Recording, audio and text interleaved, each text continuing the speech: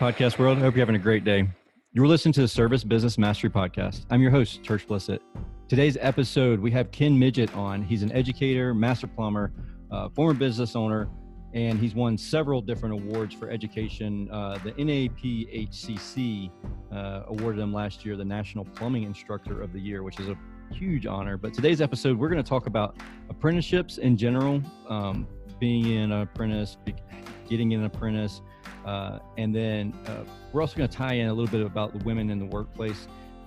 It's something that Ken's very passionate about. He just got finished a webinar with on that topic, and then we're going to talk just a touch on, if we have time, on job fairs and how that can tie into some of the youth sports organizations that we so often as business owners are requested to donate money towards. But with that being said, welcome to the show, Ken. Hey, Tersh, thanks for having me on.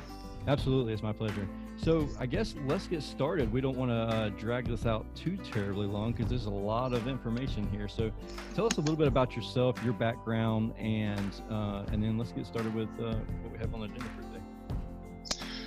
Well, I'm a licensed master plumber over 30 years. I've had two successful plumbing, heating, cooling businesses over a 24-year stint. Won the 2 awards, like you said.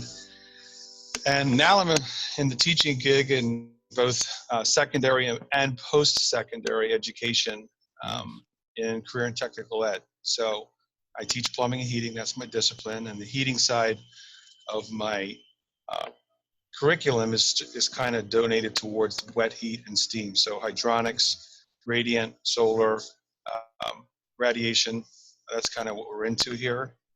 And it's probably about a 50-50 split. And then we also have the commercial industrial aspect that we have trainers for and models for, because, one of the things I learned as an educator is it's not my job to figure out where a kid's passion's going to be. It's to expose them to the things that are available and let them try to choose, even as being young as high school, right? So, this next month, April 24th, I'll be doing this for 12 years. Wow. Congratulations. Thank you. It's, I know that you have a lot of, especially I would say in the past 12 years, it's been what seems to me like it's been an uphill battle, relaying the message of the importance of the trades, the skilled trades, and the gap that's being created. I feel like we are working towards, I think, the industry and the business owners and educators are gathering together better than they have in the past as far as pushing skilled trades in the youth, but it's still an uphill battle. And I guess tell me a little bit about your experience with that. Well, they're great comments. First time we were chatting a little bit off air about the stereotype that a lot of people have of career and technical education is that, that's where all the bad and the dumb kids go. Mm-hmm. And every school in the country is trying to squash that like a bug and try to turn the ship. But it's a big ship. You don't turn an airliner 90 degrees, or a big ocean liner 90 degrees. It takes a while for that thing to start to turn. Mm-hmm. And it's kind of the same thing in education. The good news is that it's been recognized by more than just the schools. I mean, the government's involved. You just had this thing got passed, this apprenticeship thing from a federal perspective. So there's a lot of push to fix this, and that's because the industry has cried. They've made their demand and say, look, we can't do this ourselves. We need help. So whose responsibility is it going to be? Whose job is it, I guess? I don't think there's a magic bullet theory. Okay. I think it's everybody's job. But, right. Unfortunately, and I feel like I'm the brethren here. I feel for you as a business owner that, you can't fill these gaps, mm-hmm. And the person that shows up at your office for job interviews got, orange spiked hair and, right. They're an hour and a half late and, all the appearances that you would not want to have in a service business. I'm not saying that individuals I just described doesn't work in construction. They just aren't going to work on the service side and be very successful. So I think it's everybody's job to answer your question. I think it's I think it's educators like myself. I think it's the industry's job. I think manufacturers have a stake in the claim, because without the industry, the manufacturers aren't going to sell anything worth selling. Mm-hmm. And I think that sometimes what I see on my side is that sometimes industry and manufacturers, and I say industry, I'm talking specifically about certain trade associations, they just want to throw money at the problem. It's kind of like a government fix. If we throw enough money at this, something's good's going to happen. And they're right, something's good is going to happen, but how effective is it? And are we actually seeing the results right now? Can you pick up the phone and have a stack of resumes ready to go for people that are just dying to be HVAC techs, right? Mm-hmm. They want to be there so bad that they're knocking the fence down, right? Right. And not that we have to get that extreme, but the point is I think it's everybody's job. And I think it's going to take some very creative Mm-hmm. and a little bit of grassroots work to fix some of that problem, right? Do you have any ideas of what the manufacturers can do other than throwing money at this situation? Well, the manufacturers have an extremely powerful voice. Yes. And I think there's a lot of people in the manufacturing envelope that really do want to contribute more than just throw money at the problem. I've spoken to some people. I was just down at AHR to see the show. I spoke with a lot of different manufacturers, and they just, when I talk to them, the first thing they say to me is, "What do you need?" Right. Expecting me to say, "Well, I need a check for $2,000 to fix that." That's not what we're going to need. I'm going to need you. Yeah, money's going to be helpful, especially if we got to buy things and trinkets and whatever, and productions and whatever it takes to get those kids to realize that this is a viable trade. You can make a great living at this. I never had a day in my career as a plumber or a business owner that I was worried about where I was going to get fed from. Mm-hmm. Right? Never had 100%. that problem. Mm-hmm. Right? So really most of my time was being spent on what's the next toy I'm going to buy.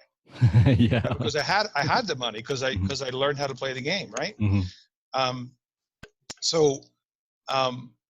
I also want to make a tiny disclaimer here. Some of the things I'm going to share may not work globally. They may not work across the United States. It's going to be up to the business owners and the manufacturers. I think they're the two primary people that have to play a role here to reach out and investigate these things. And investigation takes time, but as I said to you off the air, if you continue to do what you do, you're going to get what you got, right? So if you don't do something different, you're not going to get anywhere. Exactly. So tell me, I guess, your thoughts on the apprenticeship program in general. Like I think it's struggling. Okay. I think that, the two professions that we're talking about, HVAC and plumbing, and HVAC certainly more than plumbing is well protected from a lot of the do-it-yourselfer and a lot of the thing. But, I've heard people say, well, plumbing, any monkey can do plumbing. Well, that could be true. That doesn't mean they understand the theory behind it. And that's usually are the ones that get themselves in trouble. So, I think education is important within the apprenticeship. So I teach post-secondary here at night, and we have the association that I teach for, the Allentown Master Plumbers Association. I teach it right in my classroom. I teach the level 2 students, and my job is to offset what they may not learn on a job site. So if an apprentice is doing primarily new construction, they don't know anything about resetting a toilet. They may know how to put a toilet in, but they don't, if you put them in somebody's house, you'd embarrass the industry, right? Because they don't know the specifics. And, all the other dynamics, blueprint reading, they're not going to learn that on a job site. You can, but you're in today's world and today's fast-paced environment, that's got to get taught in a school, in an educational setting. So that's the purpose of this apprenticeship program, is to reinforce what you're learning on site, and to talk to you about the things that you may not probably get time to learn on site. And it's a full 4-year program. At the end of it, the apprentice takes their journeyman's test. 1 more year, they wait to take their master's. This is how it is in our area. Yeah.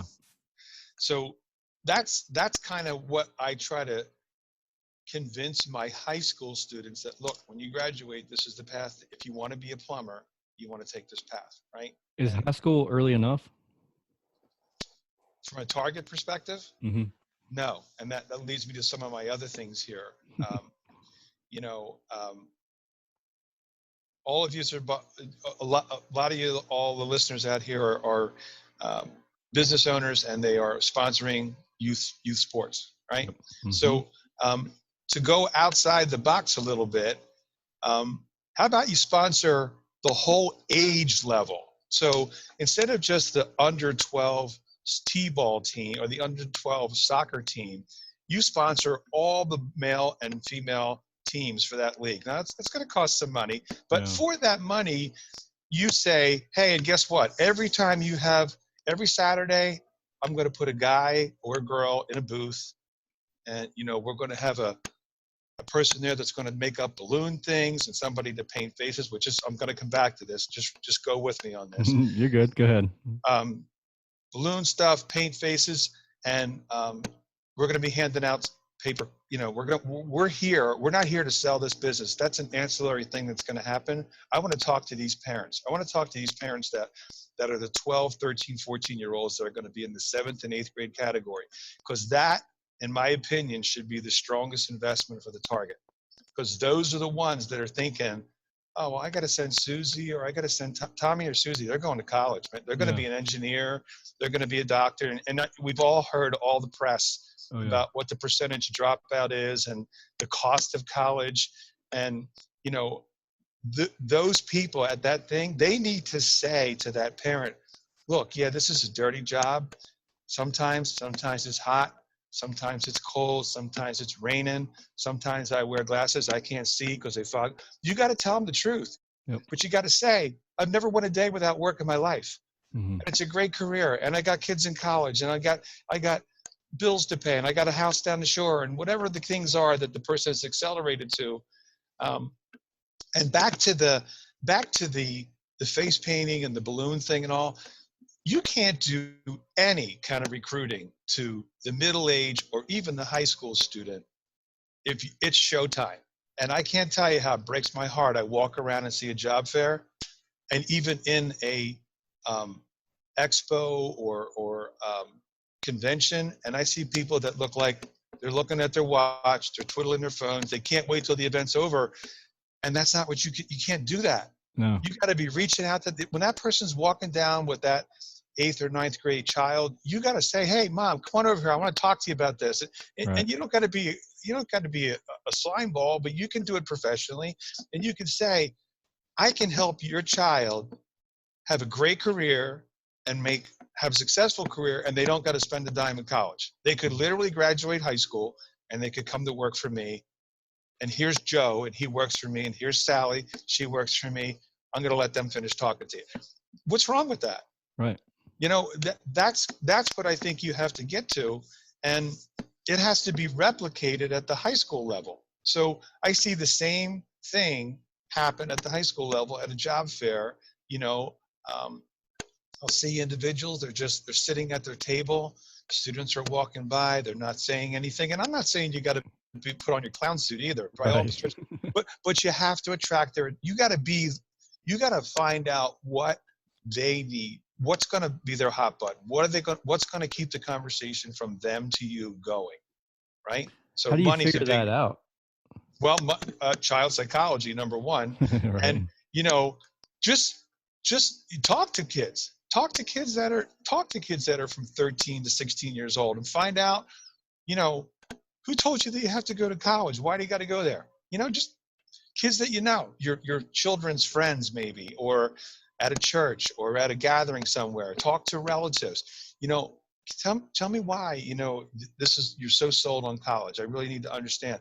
I need you to tell me why you're so against being a plumber or HVAC or an electrician or a concrete mason or a tile setter. I need you to tell me, and some of it is because the way our society has changed, and that, well, I'm not going to be a concrete guy and, wheelbarrow concrete and have bad knees by the time I'm 35. Right. You're right. Maybe you're not going to be that guy or girl. But how about if you have a goal and you say, by the time I'm 28, I'm done with this and I'm going to be a foreman? Mm-hmm. right? How about that? And you're still in the industry, and now you're making even more money than you did when you were wheeling it, right? So this Mm-hmm. is just an example. So I think these things have to be exposed to parents, because they're the ones that are going to pull the trigger. Because, you know, when those parents go into that middle school, if you go in a guidance office and you look around, I should ask you the question, what do you think you're going to say? Oh, you're going to Look see around. books on going to college and Yeah. What's hanging on the walls? statistics. Yeah, degrees, like Dartmouth. statistics on how to get into college and how many Right. kids need to get into college. Right. SATs, all this Yeah. stuff that they got, right? There's not going to be any pictures of you and me or our businesses or our trucks in that office, Mm-hmm. right? Now, I know that my school is a pretty huge school. We've got over 3,000 kids coming here, and they're doing things to try to fix that stigma, right? Mm-hmm. They're Yeah. trying to fix that. They're trying to pull down the Penn State things. Now, if you're a Penn State guy, pull down that stuff and maybe put up a picture of somebody who looks like they're in a trade, right? Yeah. They're trying to fix some of that. They spent a bunch of money on bringing kids up here and tours from all the schools and try to get them exposed, at least expose them to see what's here, right? Yeah. So, you know, I think the job fairs is a great way to do it. Another way if you live in an area where you do have a career and technical school and they have your discipline, HVAC or plumbing or whatever it may be, Mm-hmm. there's things that you can become involved with. Every school pretty much has an advisory council. It's called an OAC, Occupational Advisory Council. And just look at it as a steering committee, right? They're hoping to steer that program for what they think they need to have that student know when they graduate, right? So my program's highly successful. We place every single eligible senior upon graduation walks into a plumbing job, right? Every single one. And I've got, you know, plenty of underclassmen that do internships, and they're on cooperative education where they're going to jobs instead of coming to my classroom. They only see me twice a month, and they go to jobs. And, you know, hey, I'm not going to tell you that this isn't management work from a business owner's. What am I going to do with this kid that shows up at 12 o'clock? Right. Yeah. That's what you guys say. What do I do? Put him to work, Yeah. right? You got trucks to be cleaned. You got offices to be taken care of. You got to run parts, you know, whatever the case may be. And this is kind of that thing about the disclaimer. You might have laws in your state. When I was down in Florida at the show, a guy said, Ken, we can't do this here. If you're not over 18, you can't work in the business. Oh, I said, why? He said, well, because of child labor laws. And I said, tell me more. He said, well, because, you know, they're exposed to hazardous chemicals. I said, all right, I'm going to go along with that. Now, I want you to tell me, when that kid at McDonald's runs that fryer and that 460-degree grease is not a hazardous chemical, and the floor cleaner that they're using in the bathroom isn't a hazardous chemical, and what they're mopping the floors with, you guys got to fight this. Yeah. Because that 16-year-old or 15-year-old is a viable option for you to be fighting for, to get in your program. Now, and it could be lost forever too. Like he may decide that he loves a different trade or something different, and never even tries the trades out. Yeah, there you go. There you go. And that's another thing, is that when you're talking to this parent, when you're at that soccer field or a football field or whatever, and talk to the cheerleaders. Those girls can work. Oh yeah. Right? Absolutely. Talk to them, sponsor a cheerleading group. There's all this competitive cheering. Go after it, man. You might, if you get one kid and you've dropped $500 over 2 years, what's your acquisition cost for a tech? Right. And now you're going to get a kid that comes into your program in your company. And obviously there's a relationship building time, right? But when that kid comes in, they're going to know exactly what your expectations are. Mm-hmm. So as that kid grows in your company, and I've watched this happen with my own eyes with the people who hire my students. Mm-hmm. I've watched it happen. I've watched that student work as a junior. Between their junior and senior year, they work during the summer. They go on call-up all senior year. That kid graduates. He goes to work full-time for that employer. That kid is making bank because he knows how to do some of the work already. He takes more responsibility. And most importantly, he understands your company culture. He knows what the expectations are. He knows what's going to happen when you come late. He knows all those details. You're past all that, right? So that's, if you want, I use the terminology sweat equity, right? Because you're going to sweat. You're going to sweat after this kid to keep this kid on the hook and get them to work for your company. But look at the light at the end of the tunnel. Oh yeah, That, and then that they're loyal to you. I mean, absolutely. you brought them into the industry. Forever, you'll be the mentor that helped them get into That's the right. industry. That's right. So this is a career path. Okay, back to the OAC. So you can join these advisory councils. Mm-hmm. Most of them are open. If your market area has a career and technical school that teaches your discipline, you, whether you like it or not, are a stakeholder, Mm-hmm. right? So that gives you an entitlement to join their advisory council. That's one thing you can do. Um, be involved in the career days. Yep. Most schools have completion exams, and they're always hunting for proctors, because when there's a completion exam given, the teacher cannot be the proctor. They have to hire industry people to come in who are Mm. screened, and then now you're seeing the best of the best. Yeah. I've You literally cherry pick had, them right out of the class. Like, exactly. Before this program really started to rock and roll, 7 years ago, I've had kids get hired right off the floor yeah, I can from they're imagine. doing their completion. Here's my card. Call me today.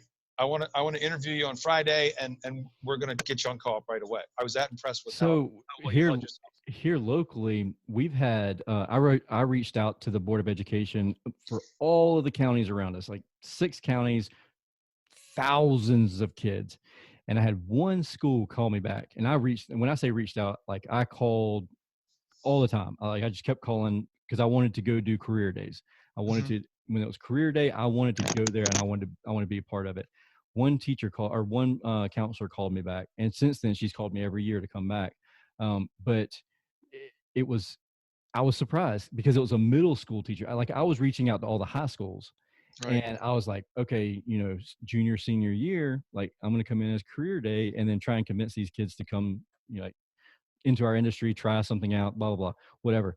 They were like, no, our career days are eighth grade, like seventh and eighth grade is Hmm. our career days. Yeah, that's And I was like, wow, I didn't even realize it. But yeah, ever since then, like that's the schools that now are calling me are the middle schools in that's counties. that's what our society has been done, because the education has married higher education. Higher education says, look, you got to get to these kids when they're in eighth and ninth grade and seventh grade. You got Mm-hmm. to convince them they got to go to college. Yeah. So, that's why it's this way.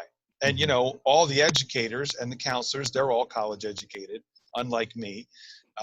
So it's all one big happy family for them, right? Yeah. So, and to your point about one called you back and you called 100, this is that analogy about the cruise ship turning on a dime, Yeah. right? Very true. Um, that's why it's going to take um, more than just you to call. Your Mm-hmm. colleagues are going to need to call. The manufacturers are going to need to call. And when they start getting enough phone calls, they're going to start saying, are we missing something here? Yeah. Because we had to cancel the basketball team last year because we didn't have any money, and this guy's ready to cut a check for $5,000 Mm-hmm. just to come in and talk to our kids. So, and that could be Mr. Manufacturer as an example. Right. So, these opportunities I think are there, and you're seeing how hard it is to generate one. I think when more people do this, Mm-hmm. more people are going to get more opportunities more times.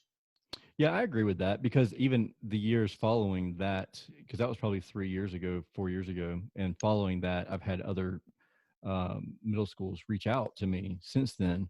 And as long as it didn't conflict with any kind of other scheduling issues, I would go out there and take an AC equipment out there, and it would literally like there were teachers. The teachers were like, "So what do you make in a year?" And like I'd tell them my salary, and And they'd fall over. and they would be like, what in the hell? Like, and you have no student loan debts and you don't have to deal with kids all day and all this other stuff. And they're like, are you hiring? I was like, heck yeah, I'm hiring. You trying to get a job?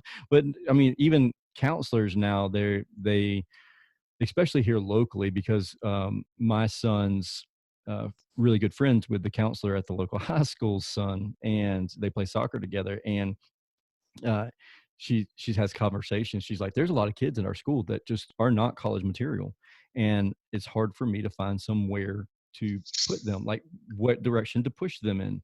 And so I have a friend of mine. His name's Josh Zollin, and he wrote a book called "Blue is the New White," which is he's talking about blue collar industry as the new white collar industry, and it's focused on, it's directed towards counselors at high schools and middle schools. And so they can give this book, and it's a simple read, a super simple read, and it's for these kids who have no idea what they're going to do. Like, Mm-hmm. what am I going to do in life? Like, I know I'm not college material, but I don't know what to do.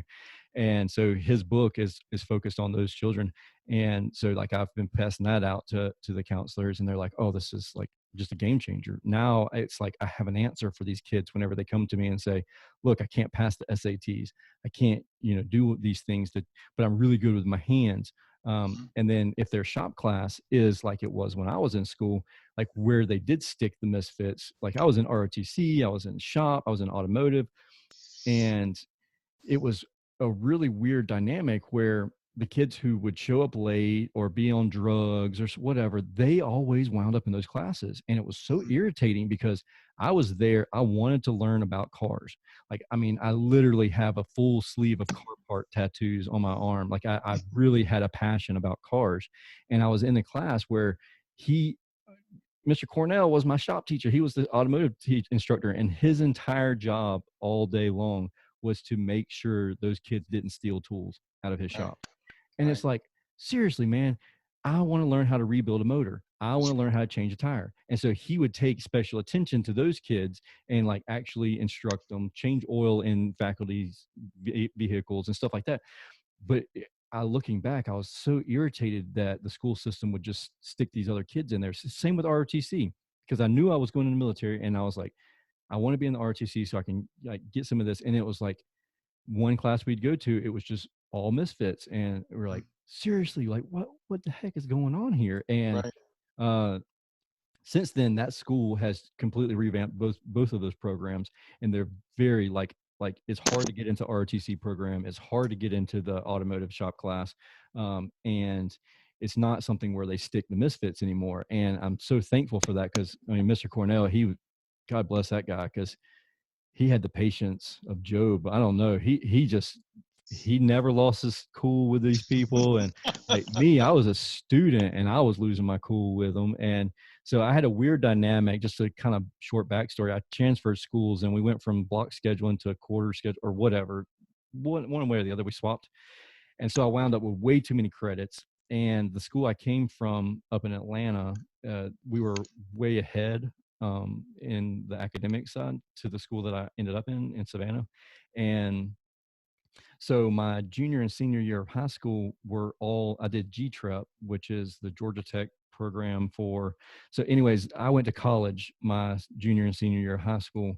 And but I'd have to be there at 7 o'clock in the morning, and I'd have another class like at 4 o'clock in the afternoon, but I'd have like Mm-hmm. 4 or 5 hours in the middle of the day where I had nothing to do. So the school let me get more credits to go teach basically these shop classes. And so I Nice. was there. So I wound up with a college prep with distinction degree and a tech prep with distinction degree, because I had credits from all these other classes. Cool. And it was really an awesome experience. But at the same time, I was able to see like, okay, second period, horrible kids. They just stick the bad kids in here. Third period, elite kids that are in the Mm-hmm. exact same organization and same age group, like 11th and 12th graders. And they're in their third year of automotive mechanics. And these kids are going to be going to start their own shop after they've been, these are really bright kids. And I was like, man, why can't the entire program be like this? Because the feedback that I was getting from, like, it was funny. The teachers at school knew, like, okay, don't let second period change my oil. Third period can change my oil, but not second period. And you're like, gotcha, 100% understand. Like, because you don't want to blow up your motor. I mean, you're putting faith in these kids, and granted, you're only paying $5 for an oil change, but you still don't want your engine to blow up because of it. Sure. And so it was I was upset, and it wasn't even my organization. And then looking back, it really upset me because my mom, she has a doctorate in education. And so you can only imagine how much my entire life I've been pushed towards going to college. So she's like, you're Uh-huh. going to college, you're going to be a civil engineer. Like, you have that mindset mentality. And I do have a mechanically inclined mentality. I do like numbers and all that. But now I'm a metrics junkie, and so like I love the numbers, and I know what gross profit margin and net profit we need to be at. And, every single day at 10 o'clock, I know the job costing from the previous day, but I would not have had as much success had I gone to college, because I wouldn't have been happy. Like, I wouldn't have been happy just staying in an office and designing. Oh And yeah, I would have been bouncing off the walls. yeah, and that's the way I am now. Is like, if I'm in an office for too long, it's like, all right, guys, what are y'all doing? I'm going crazy here. I'm coming out to the field to join you. And even if I'm doing a ride along for a day or something, it's like, I can't be in the office. And I would never know that had I finished out my degree with at Georgia Tech. And instead, I started my business and then went to school for psychology. So I got a degree in industrial psychology. And Which was smart, by the way. well, the reason I did that is because I wanted to understand the reason my guys think the way they think, how our team thinks the way they think. And that was my whole purpose behind getting that, because people are like, and this is what I was telling Josh. I was on Josh's podcast the other day, Josh Allen, who wrote that book, and we were talking about college in general. And I was like so irritated with the fact that they were forcing me to take certain classes. And I was like, look, I'm not here to get a degree. I'm here to get an education. I could care less about the piece of paper that you're trying to give me to hang on my wall. It means nothing to me. What means the most to me is the education I want to learn. Right. I have no monetary benefit of getting that degree to hang on my wall. There's not going to be a benefit at all for me through my career as far as progression goes for me to get a degree in industrial psychology. I want to understand why my people think the way they think. That's why I'm here. So I'm not going to take your stupid gym class to get a degree, and then you charge me $2,500, because that's all you're doing is getting more money. And it's that. Well, that's the whole So college. Yeah, and they're like, you can grow your personality and get your experiences. And I was like, no, thank you. I was in the military. I got my experience there. Like, I don't need your experience thing that going on there. And not only that, I learned so much from the guys that are in the trade. I go to the supply house and I hang out with those guys at the supply house, and just like the knowledge and just the life in general that you learn, it's next level. I mean, it really is. You could, as an educated person, you can say what you like to about a person who doesn't have a degree and didn't go to Penn State or didn't go wherever. But when you sit down and have a conversation with these people, like literally like backflow prevention guys, and they will just blow your mind, and you're like, holy crap, how did you know that? And he's like, man, I just took it apart and I put it back together, and like, it just is what it is. And I'm like, dude, you're freaking brilliant. And like, well, nobody's ever told me that. I'm like, you're freaking brilliant, dude. Don't let anybody tell you any other way. Yeah. I hear you. I get it. I get it. So, but we don't have a whole lot of time. We've actually probably gone over our limit, but we haven't really talked about women in the workplace at all. But that's a huge passion for myself. We have a goal of having 50% females in our business within the next 5 years. And we're finding it's more challenging than we expected it to be. Let me ask you a question. I don't remember looking on Icebound's website, but is there anything mentioned in there about diversity? Because that's a key word that women are going to look for when they're seeking you out. They're looking for that word because that to them is like you and I think that an apple is usually red. It comes in different colors, but it's usually red, right? When you buy an apple. So that's something that if you're a contractor and you're seeking to start hiring females and put them in roles in your company, that is something that should be on your website, right?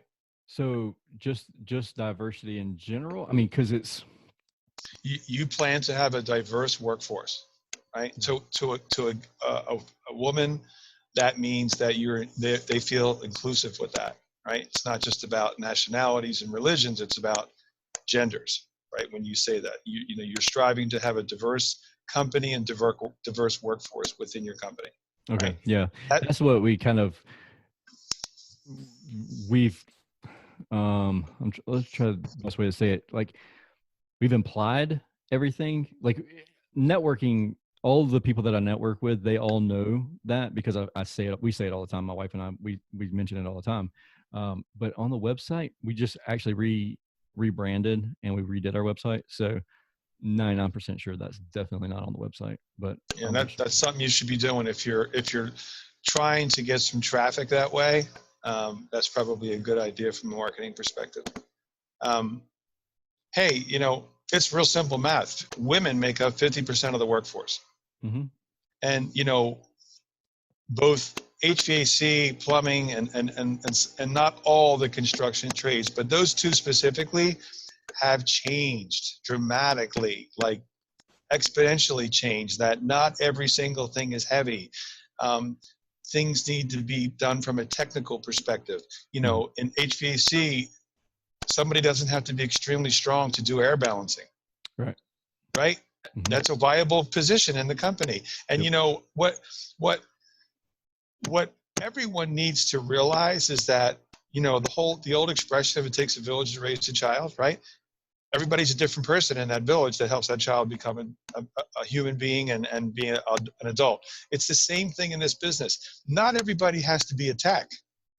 You don't know what you're going to run across, as far as hiring females in the workplace. But, there's a trade group, if I'm allowed to give them a shout out, Women in HVAC. Women in HVAC.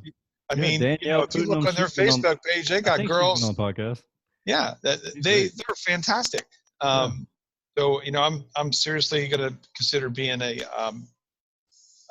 advocate for them, and joining up with those guys. I think they're great people, and I think they help get women in. But I think in order to get them in there, I think they need to see something to prove that you're not going to do things the old way. It's going to be a professional environment, and your business, certainly from an outside looking in appearance perspective, is professional looking, right? Right.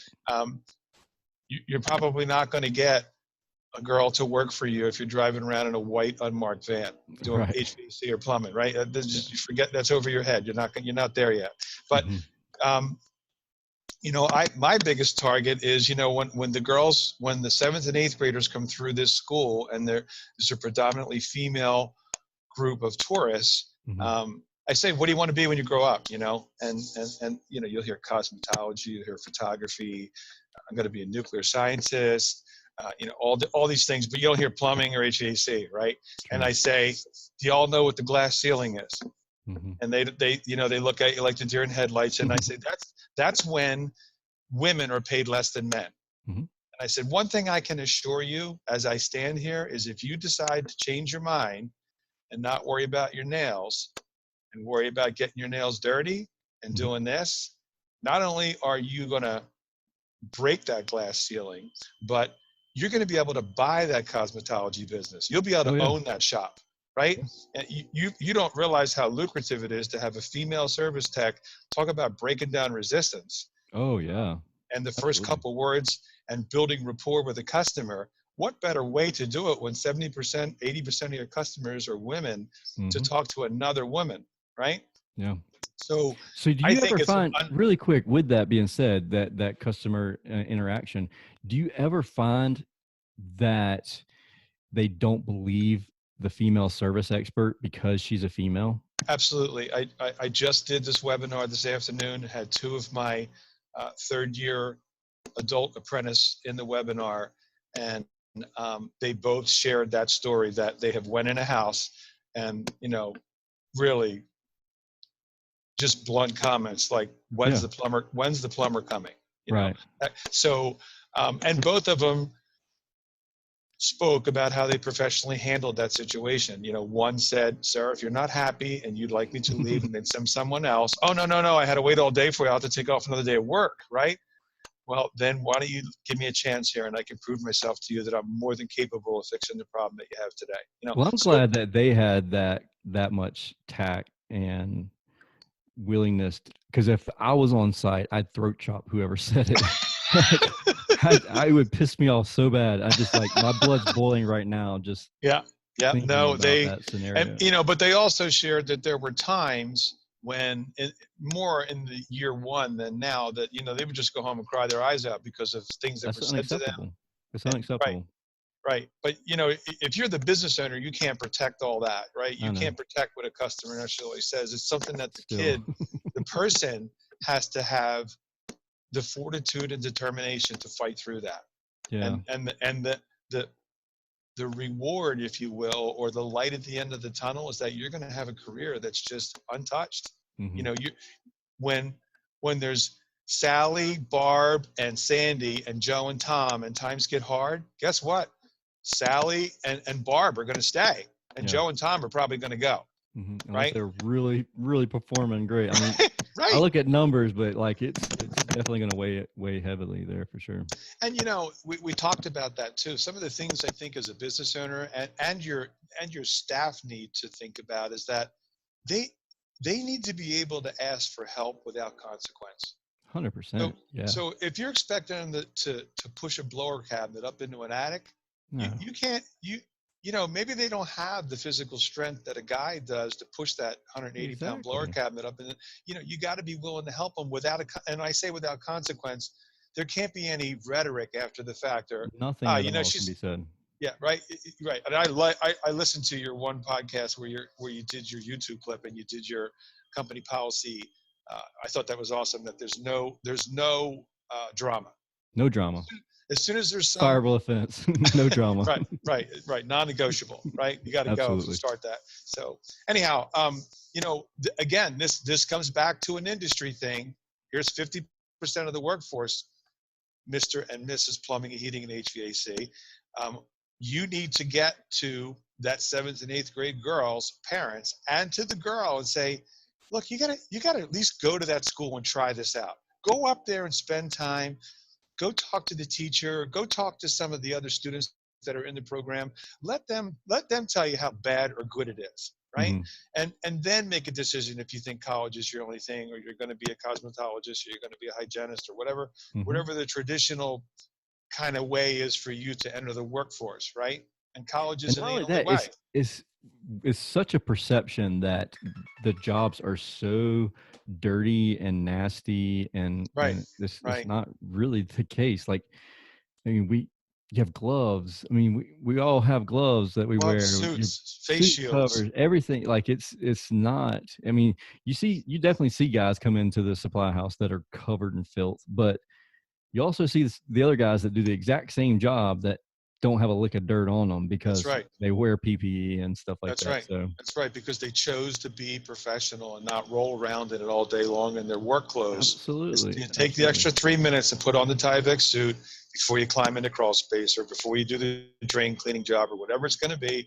Because, when I had my second of two businesses, we wore white shirts and gray trousers. I mean, white shirts. And they had changes of shirts when they had heavy perspiration. You change your shirt, Yep. But I'll tell you, this was back in the 90s and 2000 when you knocked at the door as a plumber and you had a white shirt on, you had somebody's attention, right? Because they weren't expecting that. They were expecting farmer jeans and all that, Yep. bib overalls and Mhm. pipes sticking out of your pocket, out of your top pocket. Yep. That's what they were expecting to see coming to the door.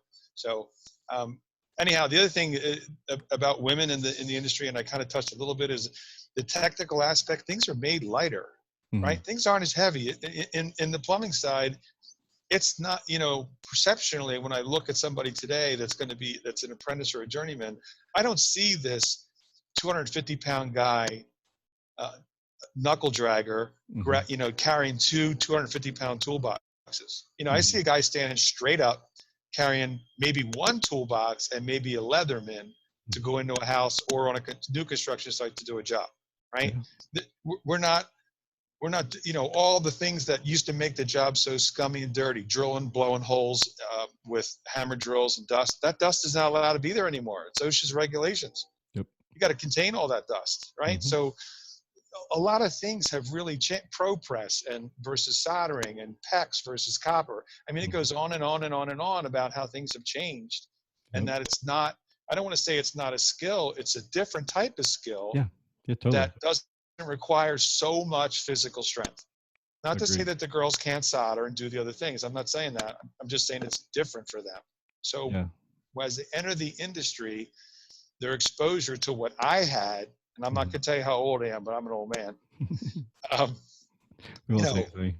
it was all different, right? From Mhm. how it is now to there. And the other thing that is different from even 10 years ago or 12 years ago is that you're going to work for somebody and they actually care about you and they want you to learn and be successful. Yeah. There is none of this, go out to the truck and get me a brass magnet while I put this screw in that was going to fix this job, and you'll never know about it for 3 more years from now. None of that's going on. No. So you have a, Shouldn't be anyways. Like very little of that's going yeah, on. it's really kind of went away. A lot of Yeah. it. A lot of it. Yeah. So you have a captive audience to learn from. These guys and girls in this industry, they want you to be successful. 100%. Right? Cool. Ken, obviously you're passionate about this. Very. Oh, very. I Yeah. appreciate it. And our industry needs more people like you, honestly.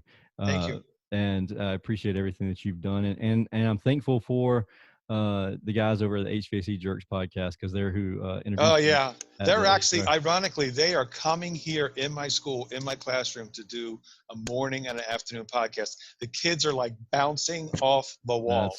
That's They are so cool. so excited. So That is really excited. cool. Yeah, Yeah, those guys are great. that's a great group of guys.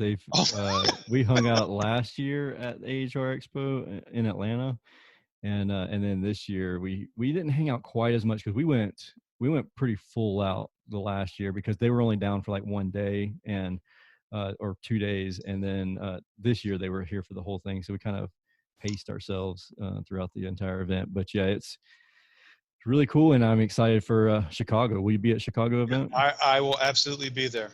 Absolutely. Awesome. I look Yeah. forward to seeing you there. If not before then, we'll be at the ACA Expo in March. So Yeah, I think the next one, honestly, things are really starting to fly now for me. So I got to try to just keep hold of the reins. I understand completely. I know I have some stuff. I have the Jerks coming here to this actual school and the program. Well, tell those guys I said, hey, when they're there. I will. And they talk a lot about, they talk about you, man. That's good stuff. Cool. Hopefully it's good. Hopefully it's all good stuff. It is. It is. Very good. I appreciate you coming on the show, and I know the audience does too. If they want to learn more about you, is there a way that they could connect or follow you? Yeah, I'm on Facebook just as my name, Midgett. Ken, you could probably find me that way. And you can just shoot me an email here at school. Okay. Actually, you know what? I'm going to give you my personal email address because my one that I don't use out of school, because you might get spammed here at school. So it's Gotcha. S as in Sam, C as in Charlie, my last name, Midgett, Midgett @gmail.com. And I try to respond to everyone religiously. So cool. Likewise, if you're listening to this episode and you have a question for me, my email address currently is tersh@icebound.us, but it will be changing to tersh@serviceemperor.com. We are still in the middle of the rebrand. I should probably do some podcast episodes on that because it's a pretty tedious process. But it's whatever. But we'll be transferring domains there shortly. And if you found value in this episode, please share it. Please just share it with the counselors. I mean, if you have friends or family that are teachers, especially in those middle school, high school students, reach out to them and share this episode with them, and have them reach out to Ken or myself. I mean, we both are, obviously we've dealt with this a pretty fair amount, and probably Ken a lot more than I have, but I'm extremely passionate about it. And obviously you can hear through Ken's voice that he's extremely passionate about all the topics that we spoke about today. You got a little bit of marketing value bombs dropped in on you, some how to fix your website, how to get these people to apply for a job with you. Like I said earlier, I'm super appreciative of Ken and everything that he's done, and the HVAC Jerks podcast for the introduction. If you haven't checked out the HVAC Jerks podcast, check it out. They're a great group of guys up in New York, and I'll be up there next week actually. And I'm gonna see if I can try and go meet up with those guys. But Anyways, until next time, I hope you'll have a great day. And thank you again for listening to the Service Business Mastery Podcast, a podcast focused on service business owners, managers, and technicians who are considering becoming business owners themselves. We'll talk again soon.